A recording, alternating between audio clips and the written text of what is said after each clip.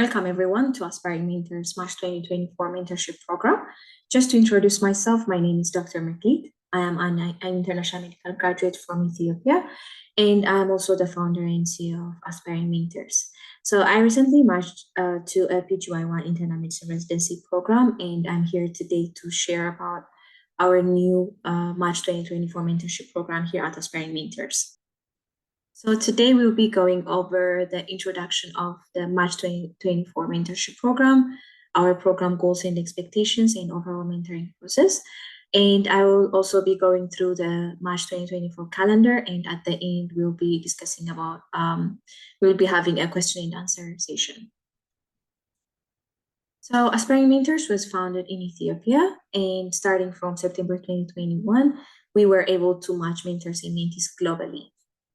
So far, we have almost 200 students or mentees preparing for USMLE Step 1, Step 2, CK, and Step 3.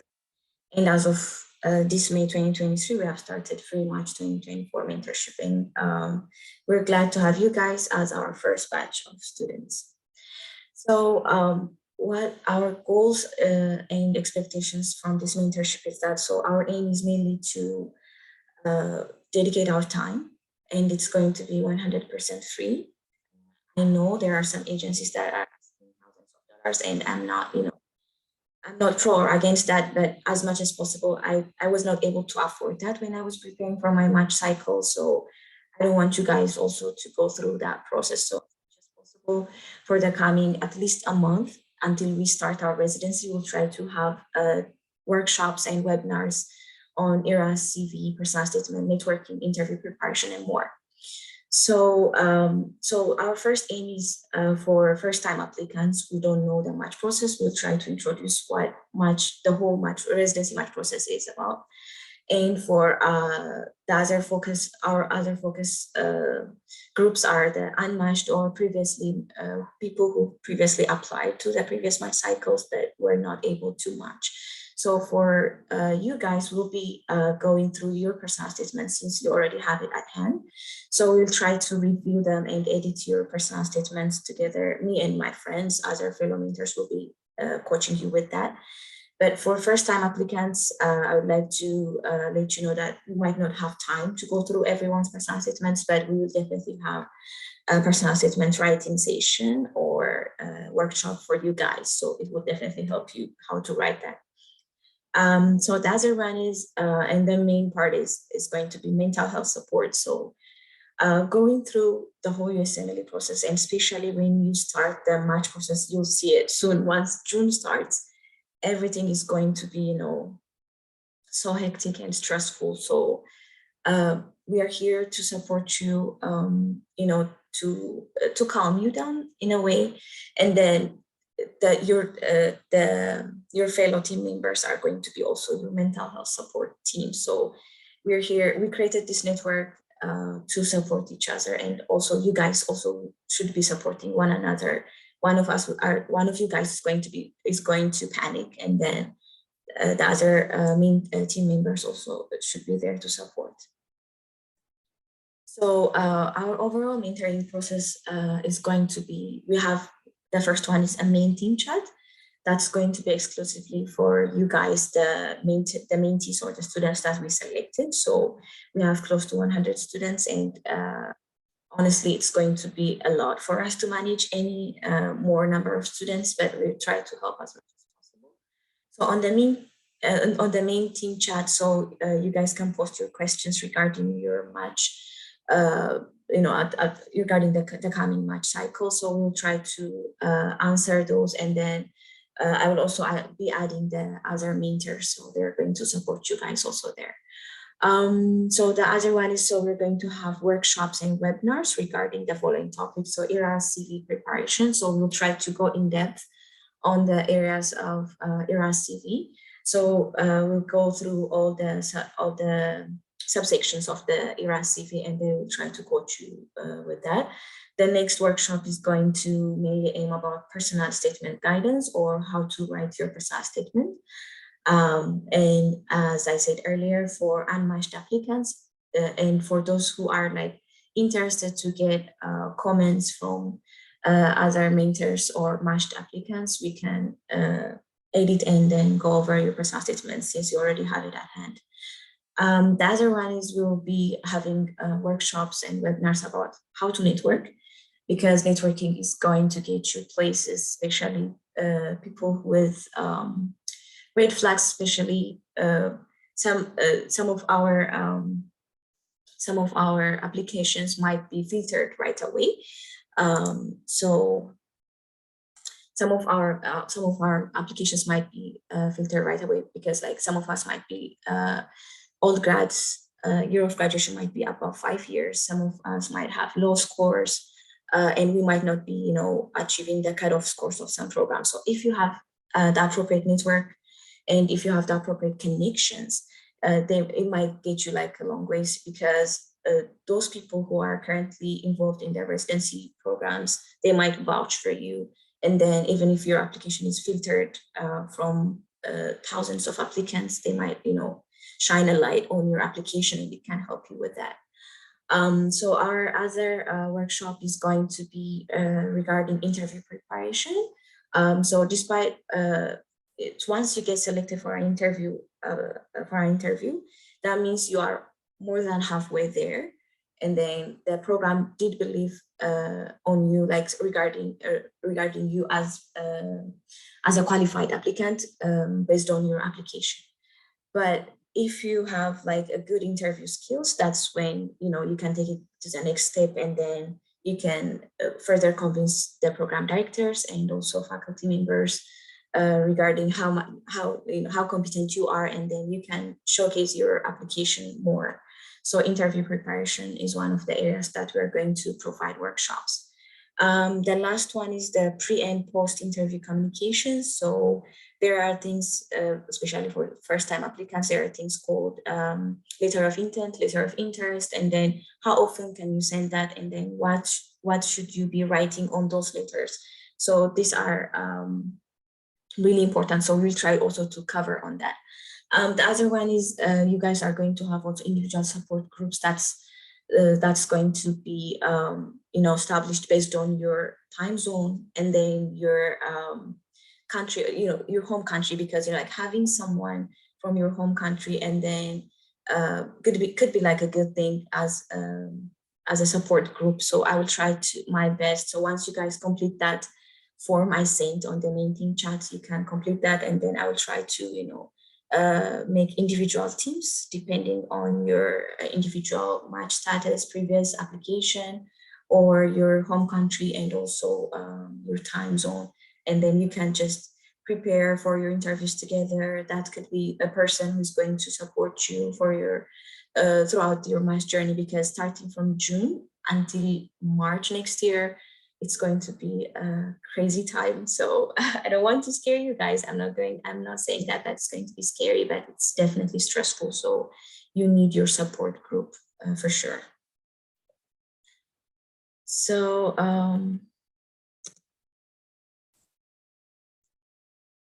so what we expect from you guys as mentees is that you should understand that we are mentors, but we are also current residents and we'll have busy schedules. So that's why I'm trying to cram everything before June, or at least the first week of June. So we will try to wrap all of the workshops before that. So we'll be exhausting all the weekends starting from today.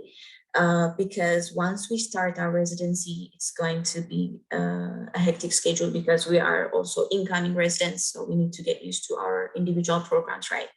So, so that we can dedicate our time more, we will try to do all the workshops before starting residency. But after that, we'll still maintain the main team chat and your individual support group. So if you have your questions, you can just send them there. And then once we have like some break or day off, we'll try to address those questions for you.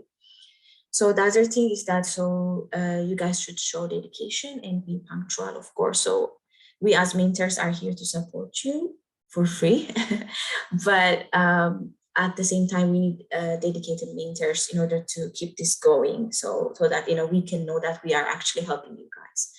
The other main thing we should follow is that we should be treating your fellow applicants and participants in the team, also your mentors, with respect and professionalism. This should be a safe space for everyone.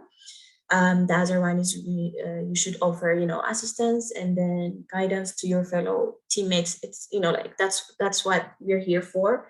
So if anybody's like stressing out and then, panicking, you can be there and then you can just help each other out. So just to go in depth with the match calendar. So on May 31st, 2023, this March 2023 cycle will end. So on June 7, ERAS will begin. So on June 7, you can start to buy your ERAS tokens, and then you'll get your AMC ID. And then the main thing you'll be starting there is that once you get your AMC ID, you can send it to your letter writers, and then they can upload your letter of recommendation using the AMC ID. Again, once you have this ERAS platform, like with your AMC ID, you can see how the outline of the ERAS CV is going to look like. And then you can see the portals where you can upload your documents, such as your MSPE, letter of recommendations, personal statements, and more, and also your ERAS pictures. So on September 6th, starting from June 6th to September 6th, that's your time to, compile everything, to write your personal statement, start constructing your ERAS CV. And then starting from September 6th, if you are done with it, you can submit your application. But for someone who didn't finish their applications, you can still have time from September 6th up to September maybe like 26th, because on September 27th, the program directors will be reviewing your ERAS applications, your MSPEs, your letter of recommendations, and more. So and up until September 26th, if you apply, everybody will have like similar date of application. But after September 27th, if you apply, let's say, for example, if you apply for September 28th, then it will show that you applied one day late, or it would show that you applied on September 28th on the program director's workstation, I mean. So after that, so they will start to send out interviews. Usually US medical grads usually get interviews on the first day or more, but usually I remember getting a rejection letter on the first day, because some of the automatic filters that are there will try to filter out some of the applicants. So that's why we need to apply broadly as much as possible, because you should prepare yourselves for so many rejections. At the same time, you should prepare yourselves what to do when you get interviews, actually. So that's what it looks like. But so again, same time next year, May 31st, your ERAS season will end. So I don't know the exact timeline where March will be announced, but for us, it was, I think, March 13 or 15, something like that. And I think after that, a week or something later, SOAP will be available, or it will open up, and then for unmatched applicants, they can proceed and then apply to that SOAP. So what should you do now, right? So the main question is that, so I've tried to outline the match calendar. So now you should start now as much as possible. It's never too early to start your ERAS application. So what you can do is that you can start by getting your ERAS pictures taken. So you can take a professional picture, and this is the dimensions, resolutions, and size that's like there on ERAS website. So you can take this to your photographers. Also, like if you are especially in the US, usually they know the exact dimensions, so you can just let them know, I need a picture taken for my ERAS application. But if you're applying from other countries other than the US, you might need to make sure the dimensions, the resolution, and the file size is appropriate with this standard from the ERAS website. So the other thing that you should do, and I was late to do because I didn't do that on Twitter, but I think I don't know if I introduced myself on LinkedIn, but it's good to start early on because this is when you start to network or to start your connection. So you should start introducing yourselves if you didn't do already on professional social media platforms such as LinkedIn and Twitter. So this can help you, to reach out to fellow applicants, and then even some program directors are active on this platform, especially on Twitter. So you should utilize this resource. So this is one of the examples I tried to outline. Like you can post, like this is going to be like one of the things, but you can customize it as much as you like. So you can start hello, and then try to use these hashtags because this is going to, like repopulate whenever anybody searches March 2024 or my Twitter or more. So you can say, hello, my Twitter, I would like to introduce myself. So you can enter your name here. My name, so I am let's say Dr. McLeod, and I am an IMG from Ethiopia, for example. So you can enter your respective countries.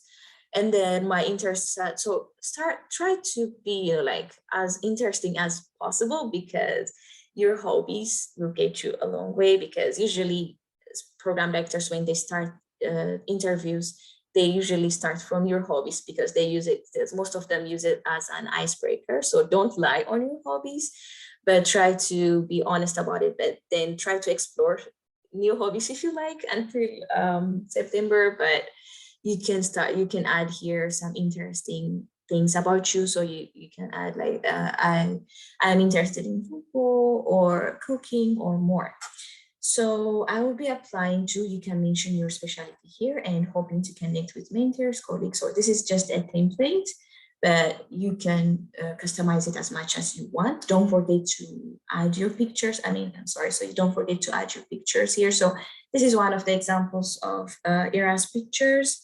You can find such pictures or examples on Google also. This is one of the pictures from Google. So you can see that it's for the person here is wearing professional attire, and there's a neutral background. So don't try to make your background busy because it's going to take the focus away from you, and this might not be appealing for the program directors or coordinators when they're going through like thousands of applicants. So sometimes it's good to smile because you can start being like appealing to the person who is reviewing your application. So once you write your post on Twitter, you can add these hashtags because that this is when like it's going to repopulate on people's pages. The other thing is that you should start getting in touch with your letter writers now, because before you know it, the letter writers will be like bombarded with so many applicants requesting them like write my letter of recommendation. So just to share my experience here, I was not fortunate with this because my letter of recommendations were uploaded, I think, on November or mid-November. So by then, almost places have sent out applications by then.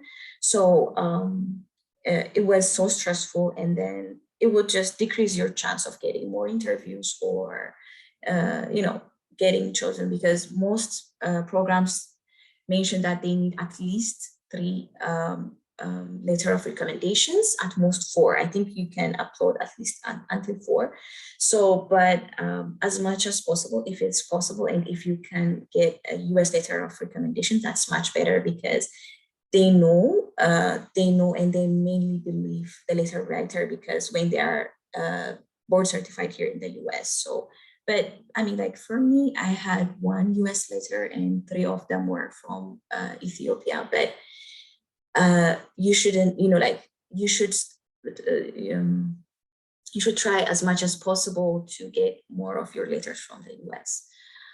So the other thing you should do is that you should start working on your personal statement as soon as possible. So try to have notes jot down about your personal journey. So when you're writing your personal statement, as much as possible, don't try to repopulate or copy your ERA CV, because they are going to go through your ERA CV, so it's going to be redundant and not interesting for the, for a person who can, who can try to go through your personal statement. So try to make it as interesting as possible, and also as honest as possible. And we'll go through individual paragraphs, what to write, and more on your personal statement workshop on the coming weeks. So the other thing is that you should prepare an Excel sheet of programs that are suitable for your profile. So let's say, for example, if we take my profile, I am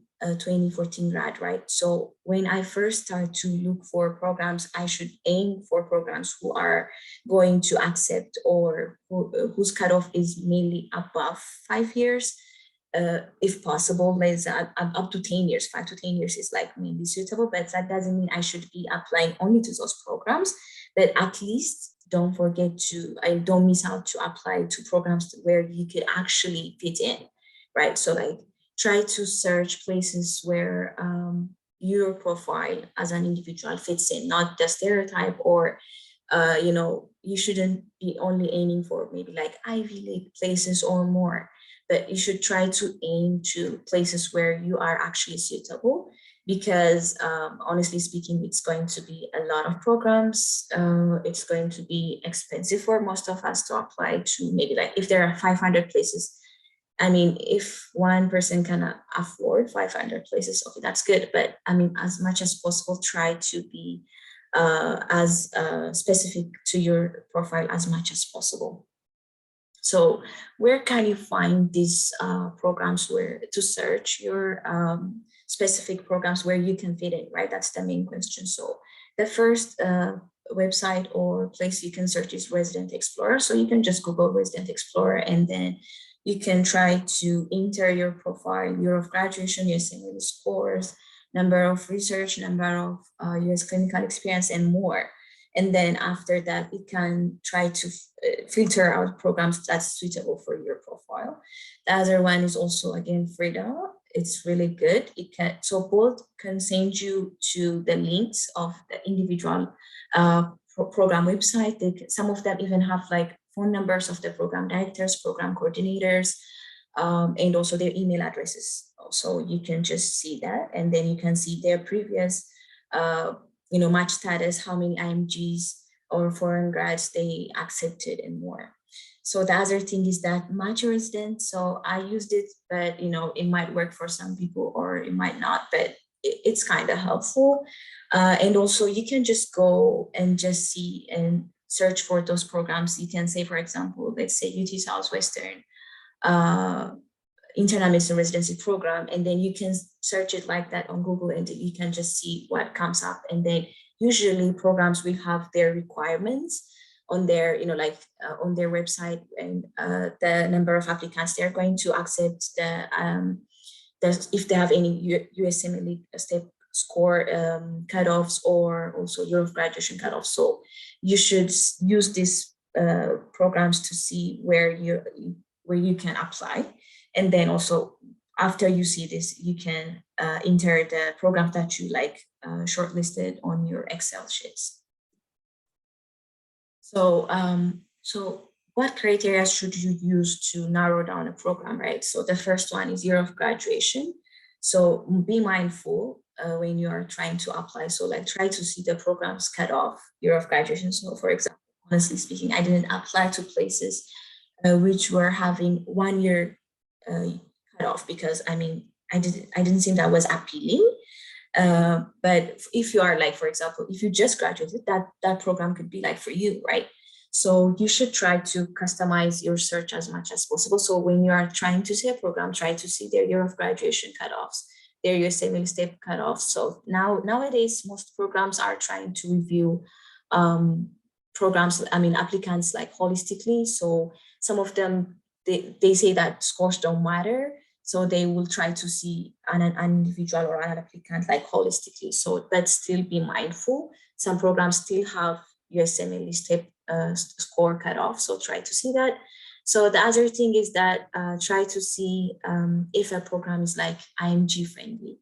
since we all are IMGs, some programs might, you can go and just see 100% their students might be from US grads, right? So like things might not change that much to the coming March cycle. So if they have been doing that for the past like 5 to 6 years, if their residents were like 100% from the US grads or something like that, or if they just accept 1 or 2 IMGs, you should just see like the percentage of how many IMGs they accept. So like try to aim places which are IMG friendly, but still apply like broadly.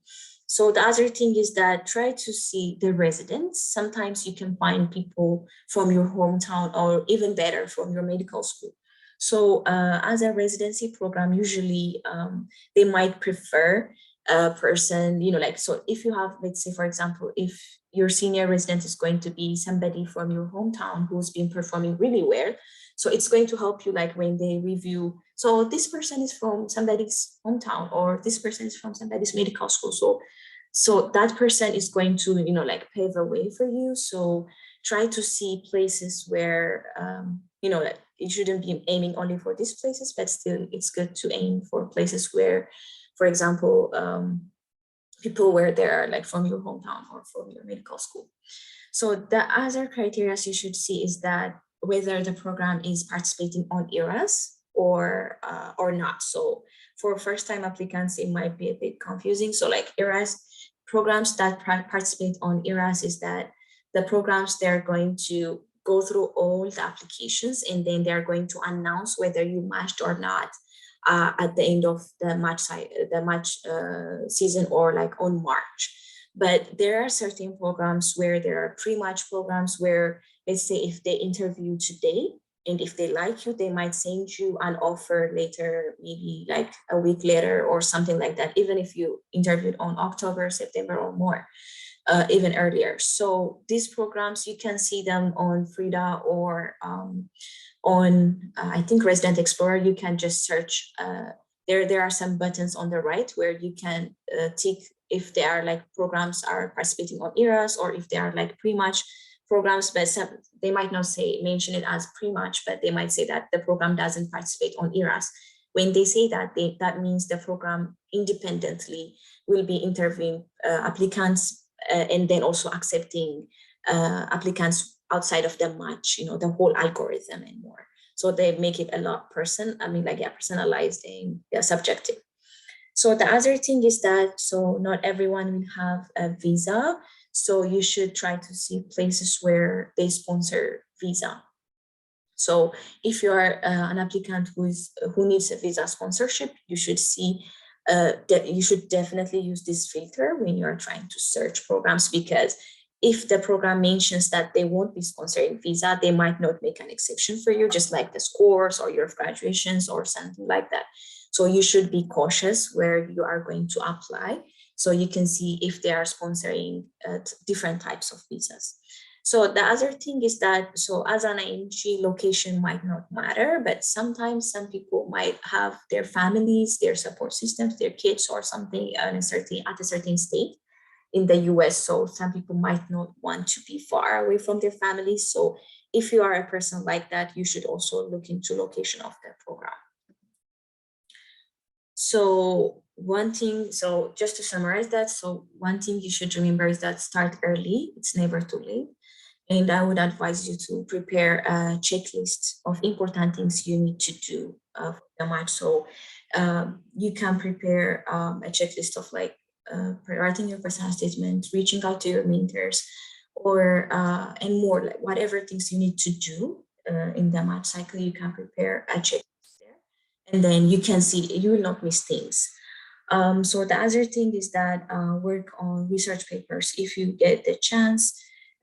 If you have any interesting cases, you can write case reports, because research might not be a main criteria to rule out or rule in an applicant, but still it would definitely support your application, because as residents you're going to do many research. So like they would prefer someone who has like a little bit of like a know-how with that, like with the concept of research. So you should try to try to write some papers. You can collaborate with your friends. You can use our team here. You can find people who have like interesting cases, but they might not know how to write a case report per se. But let's say you don't have a case, but you know how to write a case report. So you can just team up and then try to write it together. And then you can also, I think there are some free courses online. I think National Institute of Health. I think also John Hopkins also had some free research courses online. So you can just search that online.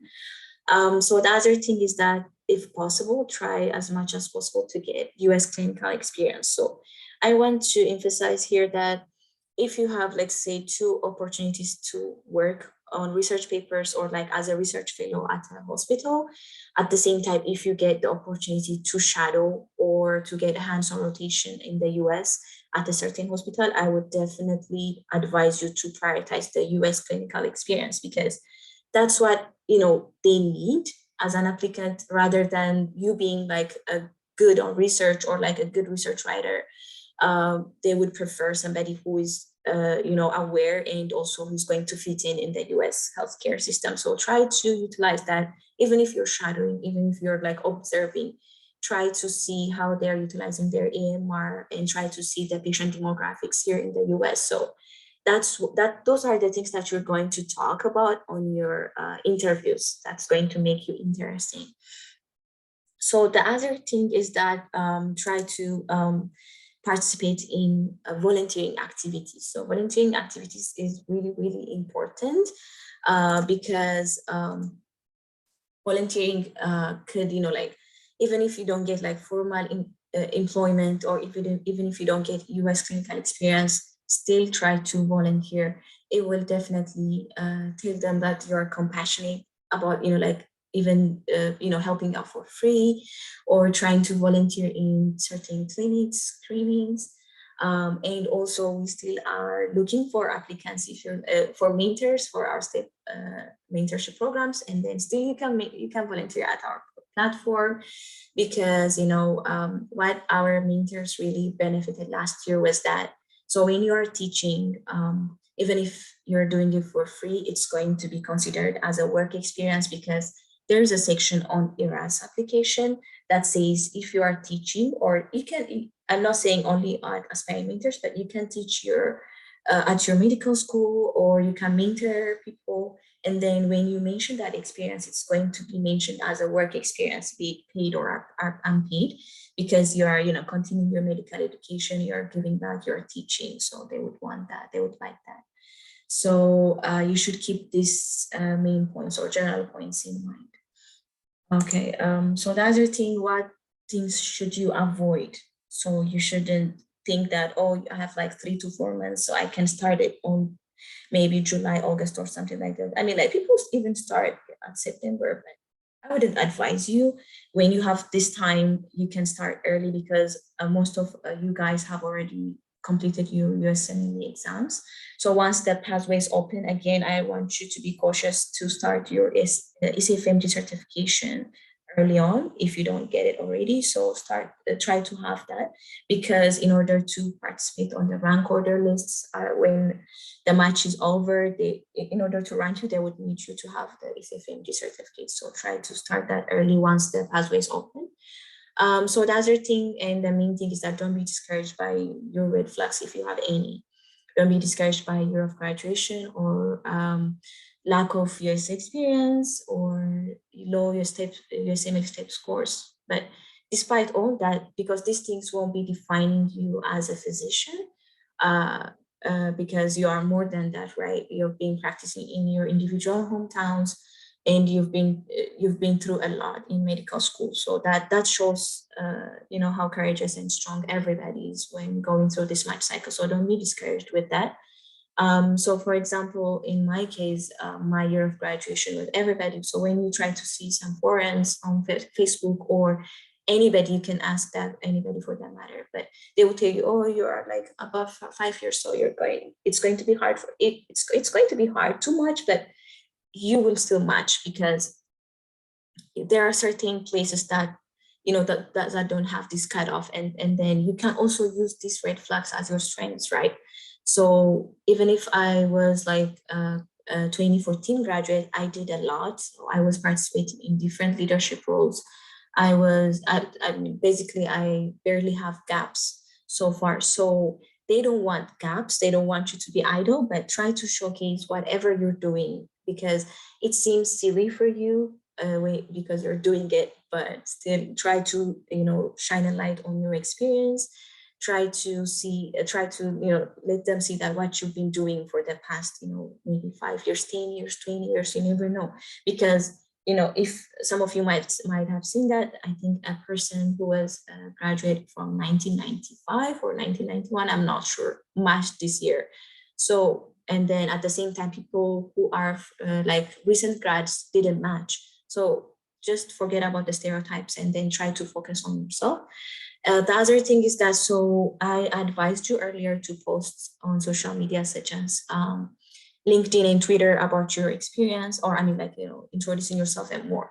But try to be cautious what you post about your, so I mean, like on your social medias or social media activities, because there are certain program directors or recruiters or coordinators who are actively, like reviewing people's activities, especially once you are in their radar, like when you're applying, they might try to see, your activity. So you never know who's watching over you. So try to be as professional as possible.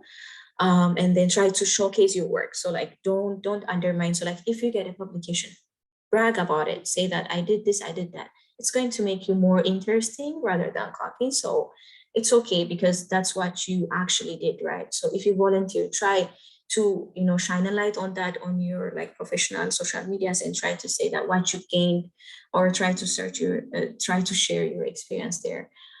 So one thing you should watch and focus is that everyone's path is different. So let's say somebody might tell you that I matched with this score. Somebody might tell you that I didn't match with this score. So when you see that, and if you have like similar scores with that person, that doesn't mean it's going to happen to you, because everyone's path is like unique. So you should try to, as much as possible, to follow your individual path and create your own story and create your own path. So don't be discouraged with that. So yeah, this is it. So if you guys have any, let me try to see your questions. So if you guys have any questions, so you guys can, okay, I'll start to answer the questions here in the chat. So so the first one is, okay, is WhatsApp the main platform for connecting for the program? Yes, so we'll be using WhatsApp. So we've been using WhatsApp so far now. So we'll be using WhatsApp. So the main team chat is going to be on WhatsApp. And then if we have these webinars and workshops, we're going to take you guys to Zoom or other platforms, and then we'll try to share our screen and then go over them. Yes, so I can share this slide with you. Yeah. The other one is yes. So yeah, the other question was, is there any way we could access those residency program searching tools for free? Yes, for sure. Residency, Resident Explorer is free, Frida is free. I mean, like they try, especially the Resident Explorer, they might ask for certain fees, because but that's going to be like if you need further information or something like that. But I didn't pay for that. We did have this 15% discount on Malta resident from aspiring mentors, so I used that for myself, but I didn't pay for the Resident Explorer or Frida. Those are free, so you don't need to pay for those. And then you can also just search on their program. Let's say like if you are aiming for a certain let's say UT Southwestern, right? So you can just go Google them, and then you can just see and then see their requirements. So you don't need to pay for anything. Okay. You're welcome.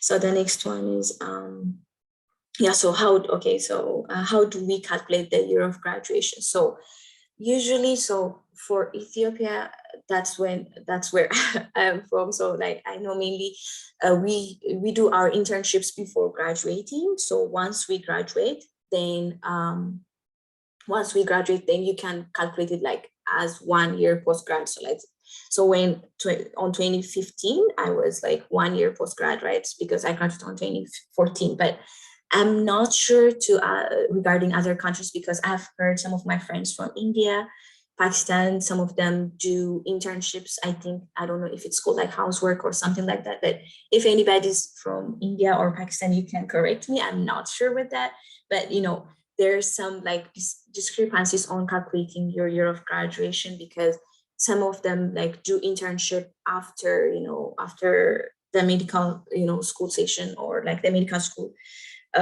duration ends. So I don't know, there might be like a variation of maybe like plus or minus 1 year, I'm not sure. But if you did your internship before graduating, then you can count it like as 1 year's postgrad after your graduation.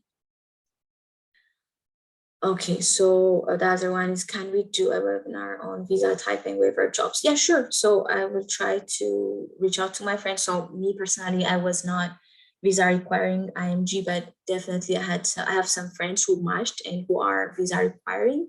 So yeah, we can do that also. I will try to, give me a second, let me write that down. Okay.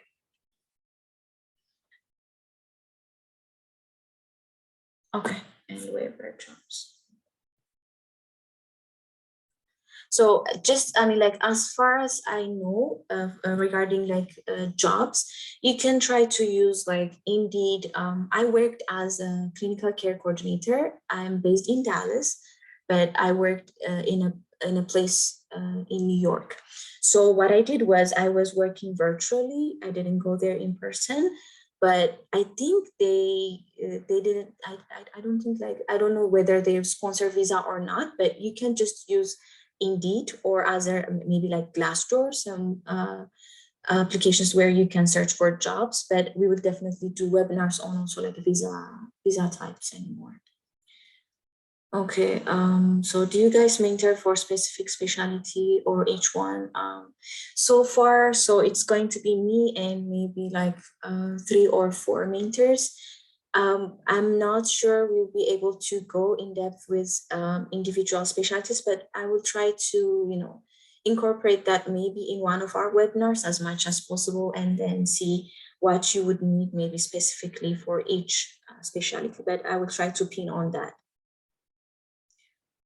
Okay, the next question we have is that, okay, you're welcome. Yes, you will definitely match. Be just, like confident, and then don't be discouraged. Okay, so how do you match mentor with mentee? So now, since we have like this main discrepancies of the number of mentors to mentees, we'll try to, as much as possible, it's going to be a group session.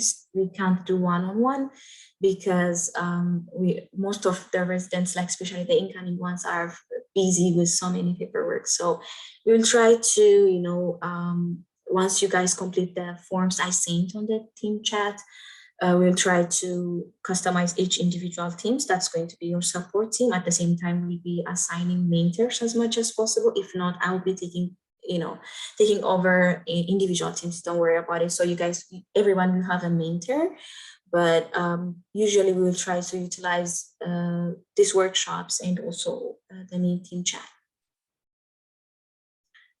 Okay.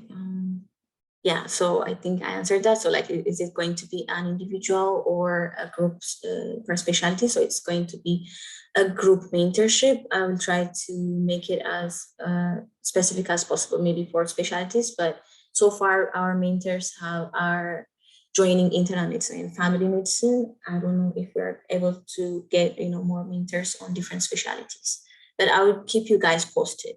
Okay. So the next question is that I had one letter of recommendation from last year, but didn't match. I waived the option to read the letter of recommendation. Will that be automatically adjusted to next year, or do I have to request the doctor again? So usually, so far as I know, usually the letter of recommendations and your documents will be transferred to next year, but if possible, if you can find your physician, it's good to, to request a new letter of recommendation. And then, yeah, you mentioned an important point of waiving your letter of recommendation.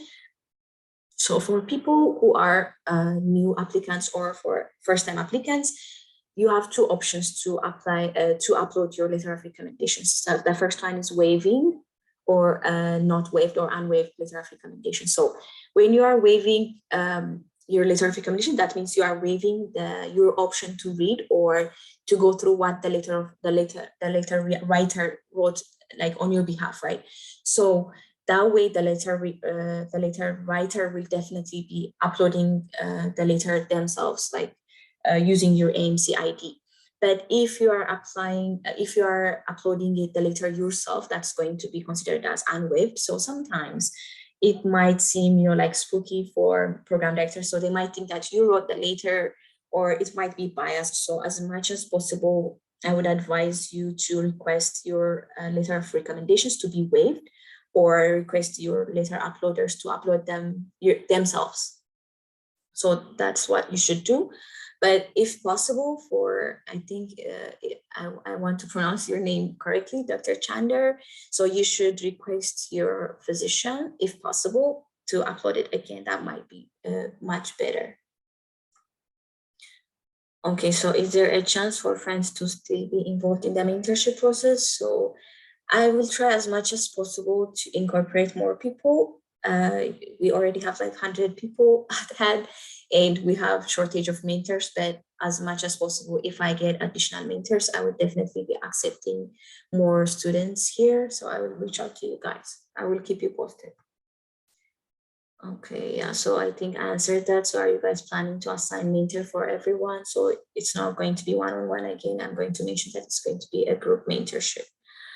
Okay, so let's see. The next question is, if you already have pretty high scores in step 1 and step 2, would passing step 3 before applying provide any value? Yeah, I mean, step 1 and step 2, having high scores on those exams is really good. I mean, like now, step 1, mainly like even when I was participating, majority of the applicants were already pass or fail status, having those status. So usually step 2 was the only, defining factor there.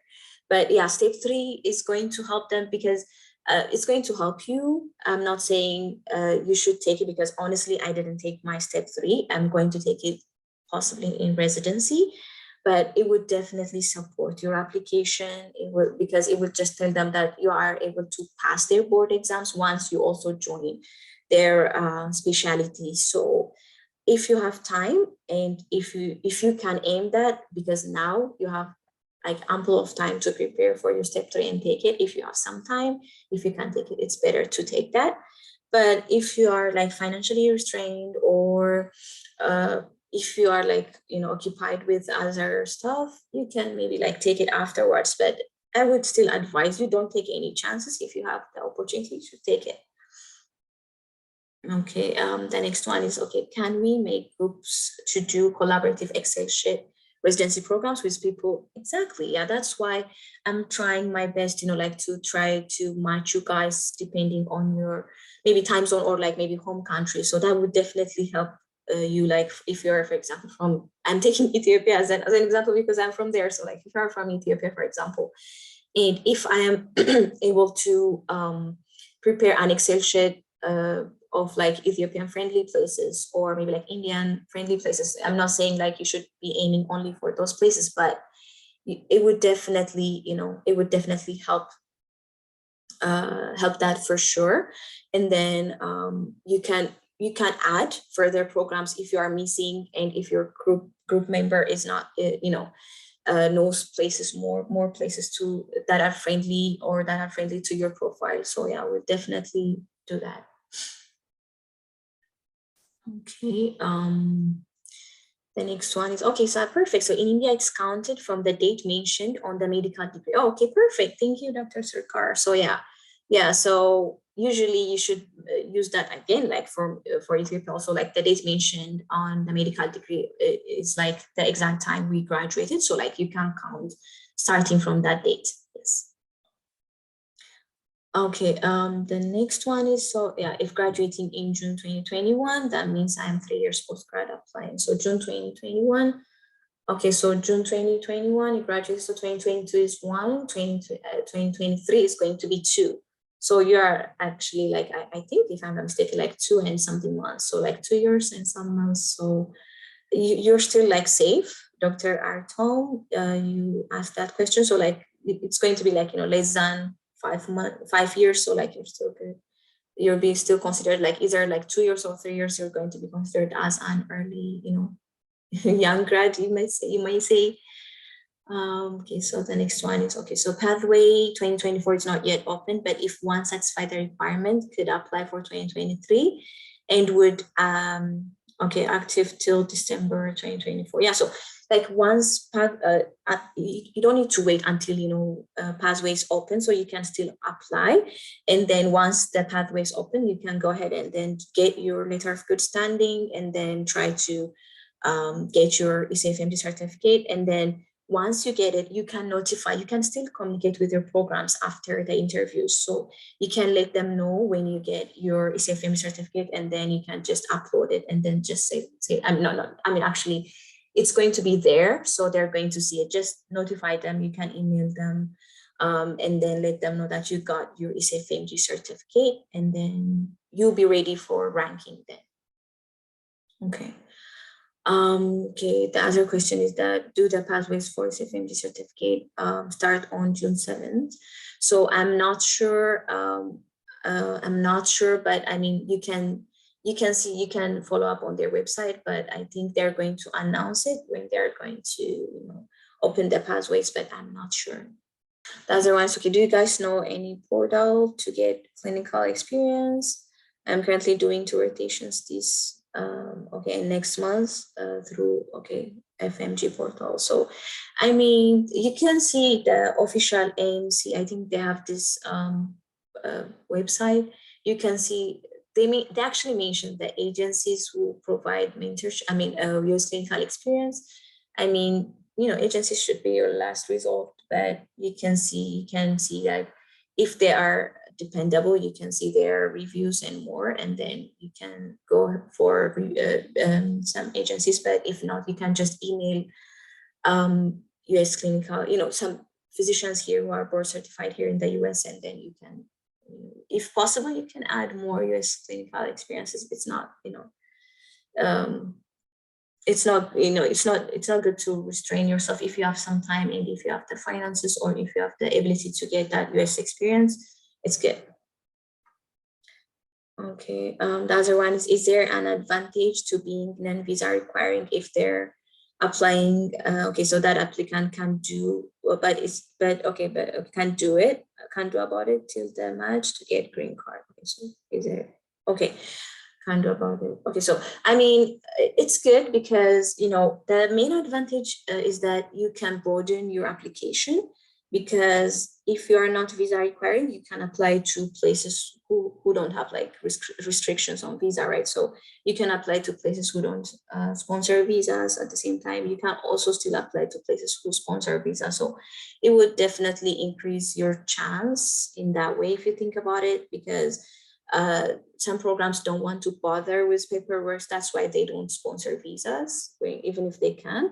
So you being ready with your visa, it can help, it can help like make things a lot easier, and then you can also broaden your search when you apply. Okay, is the extra effort worth it? I mean, if it's not going to cost you that much, or if you're not going to go above and beyond for your green card, if you can't get it, it's good. But still, don't wait to apply until you get your green card. So just apply, and then try to see how your green card application process proceeds. And then if you get it, you can still notify them that you got your green card or you got your visa, so you can just make it easier for them also. So yeah, I think that's what I think. Okay, so the next one is, okay, thank you for the very informative session.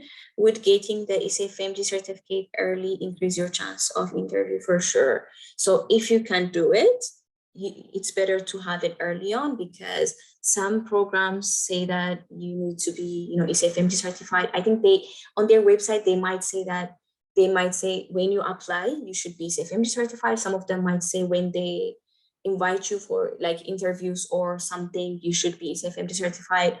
And some say that because like after they interview you, if you're not able to get your SFMG certificate, they might not be able to rank you. So they don't want that. So actually many programs actually mention the importance of SFMG certificate, and some even have a timeline for that. So it's better, to have it as early as possible, if possible. Okay, so the other ones, can you suggest best idea to get free US clinical experience? So I would say is that that's when you like try to further utilize your social media like LinkedIn and Twitter. You can email patients. Cold email is that try to be as professional as possible and try to introduce yourself briefly and try to mention how you are interested to shadow them or to rotate with the physician and more. So try to use those emails. You can use the emails from the official website of a hospital. You can find them also, I think maybe like if you can Google a person, some physicians might have their emails on like on Doximity or on their NPIs or something. So like you can have their email, so you can email them, or you can like send formal message on LinkedIn or Twitter and mention that you're interested to gain like some experience with them. So try to email and message as much as possible. I'm not going to say that it's going to be easy and you're going to find like responses even from some. So try to email and text as much as possible. And after that, maybe like after you email 100 people, maybe like feel like 2 or 3 might respond, you never know. Or who knows, many will respond, you never know. So try to be as professional as possible when you approach the physicians, but try to send the emails and also utilize the professional social media like LinkedIn and Twitter. Okay, the next one is if we apply for SFMG certificate for pathway 6, we still have to wait until opens, right? I can't start applying, paying or anything yet. Is that correct? So I think so. I'm not sure. So I applied using pathway 1, but I mean, I need to further, read on the different pathways regarding especially pathway 6. I think that's when you need to have this also another documentation, right? You need to shadow a physician or something like that, but I'm not sure with that. But I think the website also will definitely guide you. If it's open, they will accept fees, but if not, they will not be. They will just they will just notify you to wait until the pathways for 2024 is open. So try to wait a little bit, but try to reach out to people who use pathway 6 for matching, or you can also reach out to your friends on the team if anybody's going through with that, or if anybody did apply and didn't match last year using pathway 6, they can share their journey with you. Okay, so the other question is that, so how much doing home country residency helps in matching? So I would not advise you to go through a home residency just because as one of criteria for your match. But if you have the opportunity to start your residency in your home country, try to do that, because it's not like definitive, like if you apply for the US residency, you might not match, but you're still going to waste time waiting for the US application, right? So like until that, you can fill your gap even better with residency. And then honestly speaking, let's say like if you have like 2 applicants, one of them did specialize in internal medicine in their home country and the other one's the other one didn't actually. So it doesn't mean the other person who didn't specialize in the internal medicine in their hometown will not match. But as a program director, maybe I would prefer somebody who has like an experience in that subject matter. But at the same time, some of the applicants I made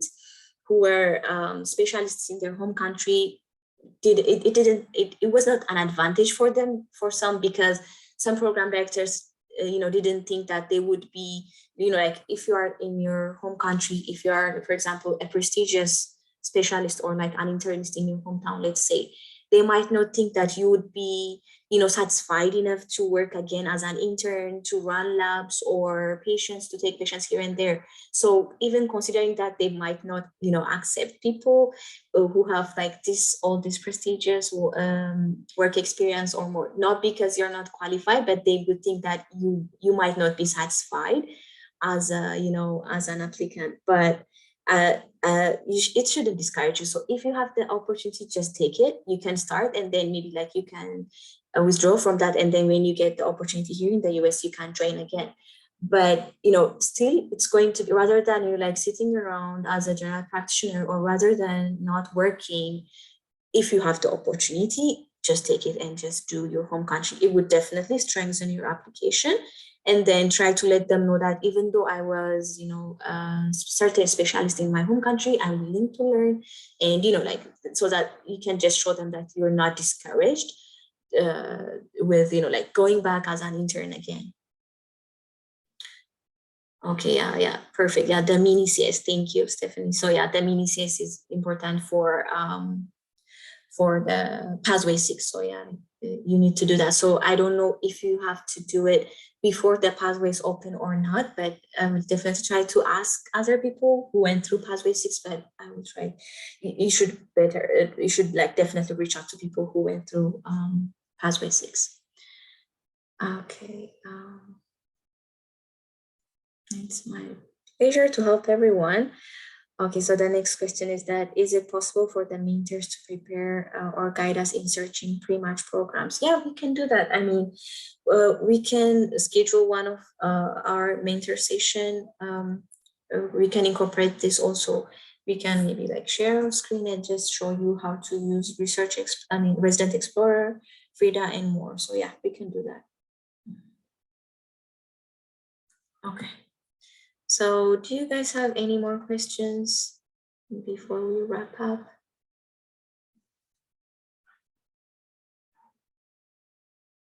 So I think if you don't have any question, we can wrap it up here, and then we can go ahead, and then if you have any questions still, you can reach out to me. You can post it in the team chat, and then yeah, we can continue with that. And so if you didn't fill the forms already, please fill the forms, and then we can know that how to organize the teams, and then to get you to your individual team. So yeah, thank you so much everyone for attending. Have a good day and night wherever you are. Bye.